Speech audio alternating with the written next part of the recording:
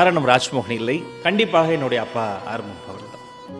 தமிழக வெற்றி கழகம் அதோடைய மாநாட்டுக்கு முன்னாடி ஒரு சில நாட்கள் இருக்கும் பொழுது அன்னைக்கு நைட்டு திடீர்னு நல்லா பேசிட்டு டீ குடிச்சிட்டு இருந்தாரு. திடீர்னு அவருக்கு நெஞ்சு வலி. அந்த இரவு நாள் வாழ்க்கையில மறக்க முடியாத இரவு. ஆம்புலன்ஸ் ஃபோன் பண்ண சொன்னாரு, பேசுறாரு. கீழே ஆம்புலன்ஸ் வந்த சத்தம் வந்துருச்சு. இந்த ஆம்புலன்ஸோடைய அந்த டோர் அப்படி அது ஓபன் பண்ற அந்த கதவுல இப்படி கை வைக்கிறேன், அந்த ஹேண்டில் உடஞ்சு வந்துருச்சு. கதவை உடைக்க ஆரம்பிக்கிறாங்க, தடுத்துக்கிட்டே இருந்தது. உள்ள இருந்து ஸ்ட்ரெச்சர் எடுத்துட்டு லிஃப்ட் கிட்ட ஓடுறோம். அவ்வளவு தூரம் நல்லா இருந்த லிஃப்ட் அன்னைக்கு ஸ்டக் ஆகி நாட் ஒர்க்கிங்னு சிக்னல் வந்துருச்சு. அவர் நான் தூக்குறேன், முடியல. அவர் கண்ணு இன்னும் திறந்திருக்கு. காதை வச்சு நெஞ்சில் கேட்குறேன். கண்ணுல இருந்து தார தாரையா கண்ணீர் கொட்டுது.